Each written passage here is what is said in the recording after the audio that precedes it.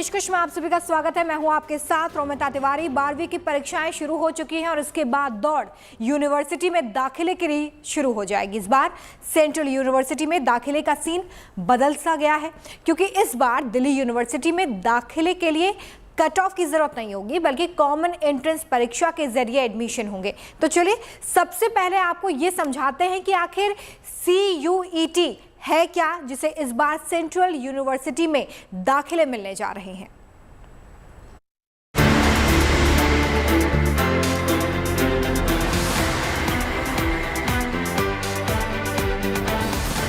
बारहवीं के बाद दिल्ली यूनिवर्सिटी में दाखिले के लिए अब न तो मार्क्स की टेंशन होगी और न कट ऑफ का अड़चन।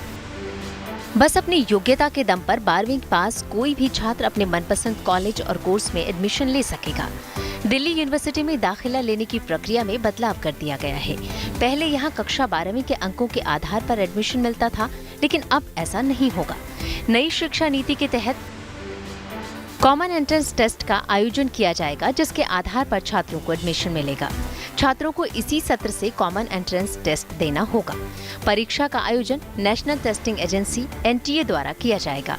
इसके लिए फॉर्म NTA की वेबसाइट nta.ac.in से डाउनलोड किए जा सकेंगे। अब कट ऑफ मार्क्स का नियम खत्म कर दिया गया है। अब बोर्ड रिजल्ट मान्य नहीं होगा। हालांकि मिनिमम मार्क्स का नियम यूनिवर्सिटी चाहे तो रख सकती है। अच्छी बात यह है कि कॉमन एंट्रेंस टेस्ट अंग्रेजी और हिंदी के अलावा मराठी, गुजराती, तमिल, तेलुगु और कन्नड़ समेत 13 भाषाओं में लिया जाएगा, यानी कोई भी छात्र पीछे नहीं छूटेगा। हालांकि नई शिक्षा नीति के तहत नए नियम तय कर दिए गए हैं, फिर भी कई ऐसे सवाल हैं जो अब भी बने हुए हैं। सवाल नंबर 1, क्या नए नियम से देश भर के छात्रों को एक समान अवसर मिलेंगे? दरअसल अलग अलग राज्यों के बोर्ड की मार्किंग के तरीके में फर्क होता है। नए नियम में सबको परीक्षा देनी होगी, यानी बोर्ड की मार्किंग की असमानता का असर नहीं होगा। सवाल नंबर 2, विषय के चुनाव की आजादी होगी या नहीं? दरअसल नए नियम के मुताबिक छात्र अपने स्ट्रीम के विषयों की ही परीक्षा दे पाएंगे।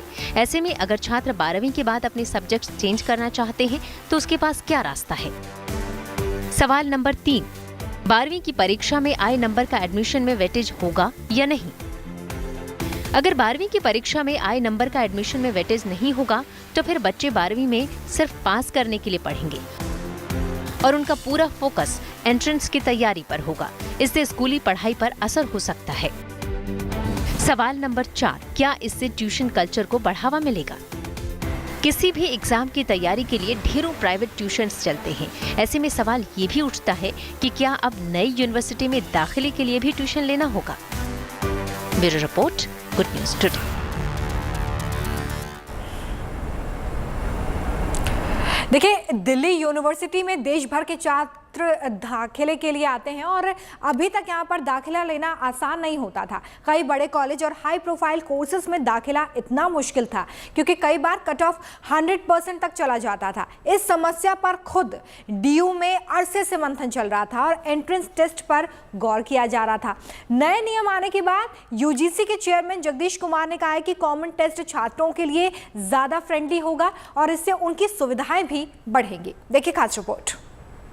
ये CUET जो हम अनाउंस किया, ये बहुत स्टूडेंट फ्रेंडली रिफॉर्म है।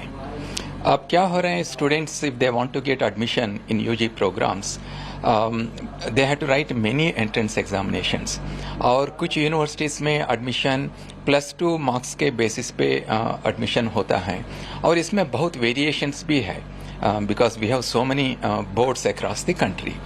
So in order to make the life of the students easy, UGC ने डिसाइड किया आगे एडमिशन्स के लिए 2022-23 एडमिशन्स, UG एडमिशन्स के लिए सभी सेंट्रल यूनिवर्सिटीज़ में हम CUET को कंपलसरी किया।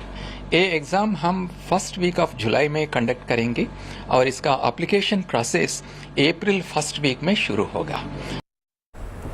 तो देखिए पूरी प्रोसेस क्या रहने वाली है ये हम आपको बता रहे हैं। कौन कौन से ऐसे सवाल हैं इस वक्त छात्रों के मन में जिसका जवाब वो ढूंढ रहे हैं, आज इस प्रोग्राम में हम आपको बहुत ही विस्तार से बताने वाले हैं, इसलिए बहुत ध्यान से देखिएगा क्योंकि बहुत छोटी छोटी बारीकियां हैं जिन पर ध्यान देना होगा। बच्चों के मन में, पेरेंट्स के मन में भी बहुत सारे सवाल हैं, तो उन्हीं सवालों का आज हम जवाब देने वाले हैं। कुछ एक आपत्तियों के बावजूद मोटे तौर पर टीचर्स और छात्र सभी कॉमन एंट्रेंस टेस्ट से खुश हैं क्योंकि उन्हें ऐसा लगता है कि इससे दाखिले की समस्या दूर हो जाएगी। एडमिशन के लिए योग्यता ही एकमात्र पैमाना होगा। जैसे कि हम कहते भी है कि अगर टैलेंट है तो आप कोई भी लक्ष्य हासिल कर सकते हैं। तो ऐसे में इस प्रोसेस को बहुत ही पॉजिटिव नजरिए से देखा जा रहा है। मेरे हिसाब से जो CUCT एग्ज़ाम होने वाला है ये काफ़ी बेहतर, एक अच्छी अपॉर्चुनिटी होगी सारे बच्चों के लिए जो कि अच्छे स्कोर नहीं कर पाते होंगे। कई सारे जैसे पीयर प्रेशर होता है, कई सारे के फैमिली इश्यूज होते हैं, तो एग्जामिनेशन में काफ़ी इश्यूज होते थे। तो जैसे अब हमारी जो DU में होती थी कि जैसे हमारी कट ऑफ्स निकलती हैं, जितने हमारे SRCC हैं, जितने हमारे जो टॉप कॉलेजेस होते हैं उनकी कट ऑफ्स काफ़ी हाई होती हैं, तो बच्चे एग्जामिनेशन टाइम में काफ़ी प्रेशर में होते हैं, तो इसलिए जो स्कोर करना थोड़ा इशू हो जाता है। अब क्या है कि एक अच्छी अपॉर्चुनिटी है कि जितना हम लोग का एक कॉमन जो टेस्ट होगा इसके अकॉर्डिंग की सबको एक इक्वल अपॉर्चुनिटी मिल रही है, तो जितने बच्चे हैं सब कोई भी अपने हिसाब से सब कर सकते हैं। इक्वल अपॉर्चुनिटी की आपने बात की, क्या आप भी इस चीज़ से सहमत हैं कि जब सब कॉमन ग्राउंड पे आ जाएंगे, क्योंकि 12th में सबके मार्क्स वेरी करते हैं, कुछ बच्चे 90s में लाते हैं और चूंकि जब DU की बात होती है तो DU में तो कट ऑफ 100% तक जाता है, तो ऐसे में क्या लगता है आपको? जी देखिए, कई यहाँ पे दिल्ली विश्वविद्यालय में बहुत से अनेक छात्र आते हैं जो बहुत से स्टेट बोर्ड से आया करते हैं। सभी ना सिर्फ CBSE और ICSE से वाकिफ है बल्कि बहुत से स्टेट बोर्ड से आते हैं और स्टेट बोर्ड्स की डिफिकल्टी बहुत लेवल पे वेरी भी करती है। तो मेरा इस चीज पे यह मानना है कि जब यहाँ पर बच्चों के लिए एक कॉमन एंट्रेंस टेस्ट होगा तो वो एक सबको एक इक्वल अपॉर्चुनिटी देगा। 12th के बोर्ड एग्ज़ाम के अकॉर्डिंगली जो एडमिशन्स होते थे उसकी वजह से बहुत सारे डिफरेंसेस क्रिएट होते थे, बिकॉज हर एक स्टेट के अलग अलग वेज होते हैं to give the marks and everything. So I personally feel the entrance exam is going to give uniformity to the students, जहाँ पे एक ही बेसिस पे वो लोग एग्जाम कंडक्ट करके they can opt for the admissions. जो विविधता की हम बात करते हैं, एक मिनी इंडिया की बात करते हैं, DU जो है एक मिनी इंडिया है, डाइवर्सिटी है DU में। अभी हम पिछले साल के एडमिशन की बात करते हैं, जैसे मेरिट बेस्ड एडमिशन था। हिंदू कॉलेज का मैं एग्जांपल दूंगा जिसमें पोल साइंस की कट ऑफ गई थी 100, सीट्स थी 20, एडमिशन हुए 100, जिसमें से केवल एक पर्टिकुलर बोर्ड के 99 स्टूडेंट थे और जो एक स्टूडेंट था वो अलग बोर्ड का था। तो आप सेम देख सकते हैं कि 99 और 1 ये जो रेशियो था ये कहीं ना कहीं जो DU की डाइवर्सिटी थी उसे खत्म कर रहा था। लेकिन अब CUCT का जब आ रहा है तो जो बिहार बोर्ड की मार्किंग है या फिर यूपी बोर्ड की मार्किंग है जिसकी टफ मार्किंग है, अब वो छात्र भी अपने आप को DU में पढ़ने लायक बता सकता है, वो भी बता सकता है कि मैं भी DU में जाके फाइट कर सकता हूँ। तो देखिए छात्रों के मन में इस वक्त चिंताएं हैं कि एडमिशन कैसे होगा, एंट्रेंस एग्जाम कैसे होगा, क्या प्रोसेस होगी, कैसे रजिस्ट्रेशन करवा पाएंगे और अगर सब्जेक्ट चेंज करना चाहते हैं तो फिर कैसे कर सकते हैं। इन तमाम सवालों के जवाब हम आज आपको देने जा रहे हैं। मेरे साथ डॉक्टर कुमार अरुणोदय जुड़े हुए हैं जो कि शिक्षाविद हैं, लेखक भी हैं, साथ ही मेरे साथ तेजश्री जुड़ी हुई हैं। सबसे पहले तेजश्री आपके पास मैं आ रही हूँ। कॉमन एंट्रेंस एग्जाम को लेकर बच्चों के मन में, पेरेंट्स के मन में बहुत सारे सवाल हैं। सबसे पहले तो मैं आपसे ये समझना चाहूंगी कि क्या प्रोसेस होने वाली है, कब रजिस्ट्रेशन शुरू होगा, कैसे हम डाउनलोड कर सकते हैं फॉर्म जो भी बच्चे इस एग्जाम को देना चाहते हैं। देखिए रमिता, सबसे पहले हमें ये समझना होगा कि ये परीक्षा इंपॉर्टेंट क्यों है। इसमें दो बड़ी चीजें हैं। पहली बात तो है कि इसमें 12वीं के जो नंबर्स हैं उनका ज्यादा इंपॉर्टेंस नहीं रहेगा, हालांकि यूनिवर्सिटी अपने हिसाब से वो नंबर्स रख सकती है। और दूसरी इंपॉर्टेंट चीज ये है कि यूनिवर्सिटी अपने हिसाब से कट ऑफ रखती थी वो बंद हो जाएंगी। जो सवाल आपने पूछा कि किस तरह से होगा, तो आपको बता दें कि ये परीक्षा पैन इंडिया होगी, पहली चीज। दूसरी चीज ये कि ये परीक्षा जो है ये कंप्यूटर आधारित होगी। तीसरी और सबसे महत्वपूर्ण चीज ये है कि ये परीक्षा कुल 13 भाषाओं में होगी। चौथी महत्वपूर्ण चीज ये है कि ये परीक्षा जो है ये बहुत महत्वपूर्ण इसीलिए है क्योंकि ये पैन इंडिया तो होगी, लेकिन इसमें कुल 75 सवाल पूछे जाएंगे। कुल 75 सवाल जो पूछे जाएंगे उसमें से बच्चों को जरूरी होगा कि वे कुल 60 सवालों का जवाब, यानी कि टोटल जो सवाल होंगे वो 60 सवाल बच्चे अटेम्प्ट करेंगे। और इससे भी ज्यादा सबसे महत्वपूर्ण चीज और बार बार जो सवाल बच्चों के मन में आ रहा था कि परीक्षा कौन से सिलेबस पे बेस्ड होगी, क्योंकि 12वीं पास करने के बाद बच्चों के पास इस वक्त कोई सिलेबस नहीं है। तो सरकार ने निर्णय लिया, एजुकेशन मिनिस्ट्री जो है बिल्कुल ठीक बात है। ये तमाम वो इम्पोर्टेंट पॉइंट्स हैं जिन पर छात्र इस वक्त सोच रहे हैं, जिसका जवाब यहाँ पर तेजश्री दे रही हैं। हमारे साथ शिक्षाविद भी जुड़े हुए हैं, उनसे समझने की कोशिश कोशिश करते हैं कि वो इस टेस्ट को कैसे देखते हैं। सर, मैं आपसे जानना चाहूँगी कि ये टेस्ट जो कंडक्ट कराने की बात हो रही है, बच्चों को इससे कितना फ़ायदा होने वाला है? क्योंकि बच्चों के मन में ये भी सवाल है कि हर स्टेट में जो बोर्ड मार्किंग्स होते हैं वो अलग अलग होते हैं, और ऐसे में अगर ये एंट्रेंस टेस्ट होता है तो क्या इसमें भी एक यूनिफॉर्मिटी देखी जाएगी? जी नमस्कार। मतलब ये बड़ा बढ़िया पहल है, सुखद पहल है दिल्ली विश्वविद्यालय के द्वारा। लेकिन एक बात मैं जरूर कहना चाहूंगा, किसी भी ऐसे निर्णय करने के पहले इसके सारे पक्षों पर बात होनी चाहिए और मंथन होना चाहिए। यह सही है कि जो पहले के जो कट ऑफ लिस्ट होते थे वो 100 से भी आगे पता नहीं कहाँ, 90, 95, 100 तक पहुंचते थे कुछ कॉलेजेस में वो नामांकन के लिए। लेकिन एकदम से सीबीएसई के 12वीं के परिणामों को दरकिनार कर नई परीक्षा की बात करना, प्रवेश परीक्षा की बात करना, मेरे ख्याल से ये उचित नहीं हो पाएगा। इसके अच्छे परिणाम क्या होंगे कि जो बच्चा काबिल है वो इस प्रवेश परीक्षा में नामांकन ले सकता हो, पास कर सकता है, उसके नामांकन तो हो जाएगा। लेकिन इसका दुष्परिणाम यह होगा कि सारे बच्चों में जो 12वीं का जो परीक्षाएं होती हैं, किसी बोर्ड में हो, सीबीएसई हो, आईसीएसई हो या किसी बोर्ड की, उसके प्रति एक उदासीनता आ जाएगी उसके बारे में। तो मेरे विचार से ऐसा होना चाहिए कि कम से कम जिस प्रकार सीबीएसई ने वो थ्योरी और बांटा हुआ है, थ्योरी और प्रैक्टिकल्स के लिए, तो कुछ वेटेज उसको वहां मिलना चाहिए 12वीं के परिणामों पर। इससे बच्चों में जो पढ़ने की उत्सुकता है वो बनी रहेगी। एकदम से दरकिनार कर आप एक नई परीक्षा की बात कर रहे हैं। मैं भी सुन रहा था 60 जवाब देने हैं, 70 जवाब देने हैं, वो सब सही है। लेकिन 12 के कक्षाओं पर भी थोड़ा सा आप अगर वेटेज दे देंगे तो बच्चे पढ़ने से उदासीन नहीं हो पाएंगे। आप नामांकन की जो प्रक्रिया बना के रखिए और दोनों पक्षों को बराबर रखिए जी।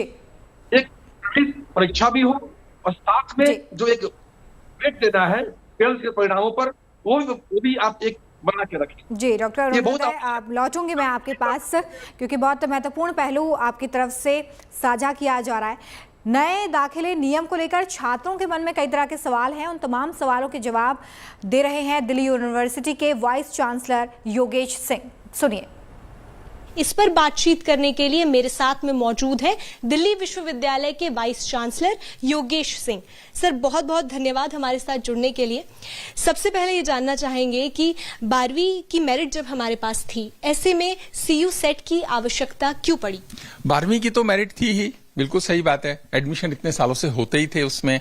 लेकिन आपको ध्यान होगा, जब हम दिल्ली यूनिवर्सिटी में एडमिशन करते थे हर साल, बहुत सारा शोर शुरू हो जाता था कि 100% पे कट ऑफ हो गई, 99 पे हो गई, 98% पे कट ऑफ हो गई। अब उस कट ऑफ से क्या है कि सारे बच्चों में, पेरेंट्स में एक परेशानी सी होती थी, अरे 100% मार्क्स लाने पड़ेंगे, 99% मार्क्स लाने पड़ेंगे। और स्टूडेंट्स के मार्क्स आ भी रहे थे, एडमिशन हो भी रहे थे। चलो, उससे बहुत फर्क भी नहीं पड़ता, इतना कुछ खास बात नहीं है। लेकिन सवाल इससे बड़ा है, क्योंकि देश एक बहुत बड़ा देश है।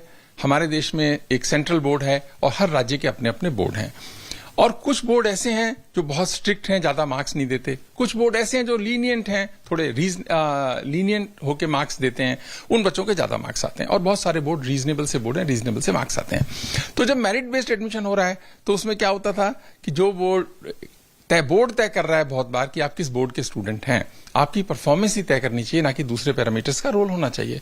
अब ये मैं डेटा से जब देख रहा था तो ऐसा इफेक्ट एंड इम्पैक्ट है इस बात का कि दिल्ली के आसपास 1-2 स्टेट्स हैं जो थोड़ा सा बोर्ड उनके स्ट्रिक्ट हैं, तो उनके स्टूडेंट्स के बहुत कम एडमिशन होते हैं, और बहुत सारी स्टेट्स से ज्यादा एडमिशन होते हैं। अब हर स्टूडेंट को कम से कम इस देश में इक्वल अपॉर्चुनिटी होनी चाहिए। मैं समझता हूं भारत की सरकार ने यह निर्णय लिया, सीयूईटी का बहुत अच्छा निर्णय है। इससे एक लेवल प्लेइंग फील्ड सब बच्चों को मिलने वाला है और उनको अपॉर्चुनिटी मिलेगी, और वो नए कोर्सेज के हिसाब से अपने को प्लान कर सकते हैं जैसे वो पहले करते थे, उसमें कोई चेंज नहीं है। लेकिन जो 12th है उसकी जो आपकी परफॉर्मेंस है वो केवल एलिजिबिलिटी तय करेगी। आपको फिर टेस्ट देना होगा, टेस्ट में आप अच्छा परफॉर्म करेंगे तो आपको एडमिशन होगा, और कोई पैरामीटर उसमें लगेगा नहीं। तो सर, मतलब ये बात आप भी मानते हैं इस बात को कि एक इक्वल प्लेटफॉर्म इससे मिल जाएगा सभी बच्चों को, पूरे भारत के बच्चों को? जी, सबको मिल जाएगा, इक्वल प्लेटफॉर्म मिलेगा, इक्वल अपॉर्चुनिटी सबके लिए है। और इस बार तो क्योंकि पहली बार है तो भारत की सरकार पहली बार ये टेस्ट करा रही है, धीरे धीरे इवॉल्व होगा ये, और अभी एक ही अटेम्प्ट दे रहे हैं। पर अच्छी स्थिति ये बनेगी कल को कि हम 2 बार इस टेस्ट को कराएं। हो सकता है किसी एक दिन एक स्टूडेंट अच्छा परफॉर्म ना कर पाए, दूसरे दिन और अच्छा परफॉर्म करे, तो बेस्ट ऑफ 2 अगर हम लेंगे तो मैं समझता हूं जो भी संशय होंगे वो भी धीरे धीरे कम होंगे। ओवर द पीरियड ऐसा होगा, मेरा विश्वास है किसी को इससे घबराने की जरूरत नहीं है। ये सारी अपॉर्चुनिटी खोलता है। एक आर्ट्स का बच्चा है, वो आर्ट्स के डिफरेंट सब्जेक्ट्स में एडमिशन ले सकता है। एक साइंस का बच्चा है, उसको अगर आर्ट्स के सब्जेक्ट पढ़ने हैं तो वो भी उसको अलाउड है, जैसे पहले अलाउड होता था। कोई भी नियम इसमें रेस्ट्रिक्टिव नियम नहीं बना है। सर, जिससे आप अभी बात करें आर्ट्स का बच्चा ले सकता है, तो इसी पे बात करना चाहूंगी कि जो सब्जेक्ट कॉम्बिनेशन है, या कोई स्टूडेंट है जिसके पास साइंस थी, वो साइंस के लिए तो अप्लाई करना चाहता है, साथ ही वो आर्ट्स के लिए भी अप्लाई करना चाहता है। तो बच्चों के मन में ये भी सवाल है, स्टूडेंट्स के मन में, कि ऐसे में वो किस तरीके से अप्लाई करेंगे, कैसे एलिजिबिलिटी होगी और कैसे एडमिशन होगा। देखिए, टेस्ट की जो बात है, आपने 12th के जो सब्जेक्ट्स पढ़े हैं उसी में आपको एग्जाम देना है। तो जो 12th में आपने जो किया उसी में आपने देना है एग्जाम। अगर आपने 6 सब्जेक्ट्स आपने सेलेक्ट किए तो उन 6 सब्जेक्ट्स जो 12th के थे उसी में आप ये एग्जाम देंगे। तो डीयू के वाइस चांसलर को आप सुन रहे थे, जिन्होंने बड़े ही स्पष्ट तरीके से बताया कि कैसे बच्चों के लिए ये टेस्ट काफ़ी मुफीद होने वाला है और एक इक्वल प्लेटफॉर्म जो है बच्चों को मिलने वाला है। श्रुतिका मेरी सहयोगी जुड़ गई हैं, जो खुद पहुंची थी वाइस चांसलर से बात करने के लिए, और उन्होंने बहुत अच्छे सवाल उनके सामने किए कि बच्चे ये समझ पाएँ कि आखिर ये एंट्रेंस एग्ज़ाम उनके लिए कैसे कंडक्ट किया जाएगा। श्रुतिका, आप जहाँ पर मौजूद हैं, क्या वहाँ पर कुछ बच्चे हो तो उनसे रिएक्शन लेने की कोशिश कीजिए कि वो इस एंट्रेंस एग्ज़ाम को कैसे देख रहे हैं, और अगर उनके 12th के जो मार्क्स हैं वो कम आए हैं तो क्या उस केस में ये गोल्डन चांस नहीं है उनके लिए? जी रोमिता, इस वक्त मैं मौजूद हूँ दीनदयाल उपाध्याय कॉलेज के अंदर। यहाँ पे मेरे साथ में मौजूद हैं यहाँ के प्रिंसिपल भी और साथ में स्टूडेंट्स भी हैं। दोनों से ही आपकी बातचीत कराते हैं कि किस तरीके से उन लोगों का इस पर रिएक्शन है, क्योंकि पहले ही अब ये कहा जा रहा है कि ये सबसे अच्छा कदम है क्योंकि समान अवसर मिलेंगे। तो मैं सर से भी जानना लेना चाहूँगी कि सर, क्या आप भी इस बात को मानते हैं कि CUCT की वजह से बच्चों को समान अवसर आगे प्राप्त होंगे? अब तक जो एडमिशन होते थे वो on the basis of board marks होते थे, और डिफरेंट बोर्ड्स के अंदर जो मार्क्स देने का जो पैटर्न है वो बहुत डिफरेंट होता था, जिसकी वजह से कुछ बोर्ड्स के बच्चे जहां पर ज़्यादा मार्क्स मिलते थे उन लोगों को फेवर मिलता था। और इस कॉमन एंट्रेंस एग्ज़ाम के माध्यम से ये जो डिस्पैरिटी थी उसको रिमूव करने में बिल्कुल हमें मदद मिलेगी, और यहाँ पर एडमिशन जो है वो प्योरली ऑन मेरिट हो पाएगा, जो कि हम हर बार इंश्योर करते थे। और ये सभी को समान अवसर प्रदान करने वाला एक सिस्टम है, पूरे देश में लागू हो रहा है, तो हम सभी इसका स्वागत करते हैं। जी देखिए, प्रिंसिपल हो या वाइस चांसलर हो, सभी से हमारी बातचीत लगातार हो रही है रोमिता, और सभी का ये कहना है कि वो इस कदम का स्वागत करते हैं। यहाँ पे स्टूडेंट्स भी इस वक्त मेरे साथ में मौजूद हैं, उनसे भी मैं जान लेना चाहूँगी कि आप लोगों को क्या लगता है कि ये जो कदम है CUCT, इससे स्टूडेंट्स के लिए कितना बेनिफिट रहेगा? क्या उनके मन में डर होगा कि अब एक और चीज़ आ गई है, पहले 12th के मार्क्स वो सोचते थे? डर बिल्कुल भी नहीं होगा, क्योंकि बेसिकली हम वो पढ़ के आ चुके हैं, और इससे क्या होगा, हम ज़्यादा फोकस कर पाएंगे मार्क्स के साथ साथ नॉलेज पे भी। तो नॉलेज प्रॉपर लेंगे तो कोई डर की बात नहीं है, और ये बेटर है एज़ कम्पेयर टू जो हम अभी तक हो रहा था, क्योंकि इससे क्या होगा, जैसे CBSE में क्या होता है कि जितने ज़्यादा मार्क्स पे बच्चे ले रहे हैं, बट इससे ये बेटर होगा कि हम मार्क्स के साथ साथ नॉलेज भी अच्छे से प्रॉपर गेन करेंगे और उस हिसाब से होगा। तो आई थिंक ये बेटर है जो अब तक हो रहा था उससे कंपैरिजन में। जी, और भी स्टूडेंट्स यहाँ पे मौजूद हैं, उनकी भी राय मैं जान लेना चाहूँगी। जब हम देखते हैं कि 12th में मार्क्स आए 95, 97, तो अब उनकी यहाँ पर गंभीरता खत्म हो जाएगी और अब आपको एक टेस्ट देना पड़ेगा सबको पूरे देश भर में। तो ऐसे में आप क्या इस चीज़ पर सोचते हैं? ये बहुत ही एक अच्छा स्टेप था, और मैं जो अपने देश के अकेडमिशियंस हैं उनको थैंक्स करना चाहूँगा कि उन्होंने ये स्टेप लिया, क्योंकि इससे एक प्रॉपर मेरिटोक्रेसी को प्रमोशन मिलता है, ना कि सिर्फ ये कि 1 साल की मेहनत के बाद ही आपका कॉलेज सिक्योर हो जाता है। आपको उसके बाद भी एक एग्ज़ाम देना होगा, जिससे एक मेरिटोक्रेसी को प्रमोशन मिलेगा और प्रॉपर तरीके से मार्क्स से ज़्यादा हम नॉलेज को प्रमोट कर पाएंगे। तो आपको लगता है कि इससे नॉलेज ज़्यादा बढ़ेगी, बच्चे नॉलेज पे फोकस करेंगे रेदर देन परसेंटेज? हाँ, मतलब इससे एक रट्टा मार वाले जो था कि हमने एग्ज़ाम से पहले एग्ज़ाम सिलेबस अपना रट लिया और हम एग्ज़ाम में लिखा है, तो हमें एक प्रॉपर नंबर मिल गए जिसकी वजह से हमें कॉलेज मिल जाएगा। तो वो चीज़ अब खत्म हो जाएगी। अब आपको मतलब रट्टा मार से बेटर रहेगा कि आपको अपनी नॉलेज पर फोकस करना पड़ेगा, ओवरऑल स्किल डेवलपमेंट प्रमोट होगा इससे। जी, तो देखिए स्टूडेंट्स की जो यहाँ पर राय है वो भी इसके फेवर में ही है रोमिता। ज़्यादातर सभी का ये कहना है कि यहाँ इसकी वजह से अब जो हमेशा रट्टा मार रहता था या परसेंटेज को हम फोकस करते थे, पॉजिटिव पर्सपेक्टिव यहाँ पर बच्चों का नजर आ रहा है इस कॉमन एंट्रेंस एग्जाम को लेकर, जो कि एक बहुत अच्छी बात है। बहुत शुक्रिया श्रुतिका हमारे साथ जुड़ने के लिए, तेजश्री हमारे साथ जुड़ी थी। डॉक्टर कुमार आपका भी बहुत शुक्रिया हमारे साथ जुड़ने के लिए और जानकारी साझा करने के। तो आज हमारी खास पेशकश में हमने कोशिश की है आपको ये बताने की कि कैसे ये कॉमन एंट्रेंस एग्ज़ाम कंडक्ट होगा, कौन कौन से ऐसे सवाल आपके मन में थे, ये भी हमने पूरी तरीके से कवर करने की कोशिश की है कि कैसे ये एंट्रेंस एग्ज़ाम होगा, इसके क्या फ़ायदे हैं और कैसे आप ये एग्ज़ाम दे पाएंगे जिससे एक यूनिफॉर्म प्लेटफॉर्म सभी बच्चों को मिल पाएगा। फिलहाल हमारी खास पेशकश में इतना ही। अच्छी और सच्ची खबरों के लिए देखते रहिए गुड न्यूज़ टुडे। नमस्कार।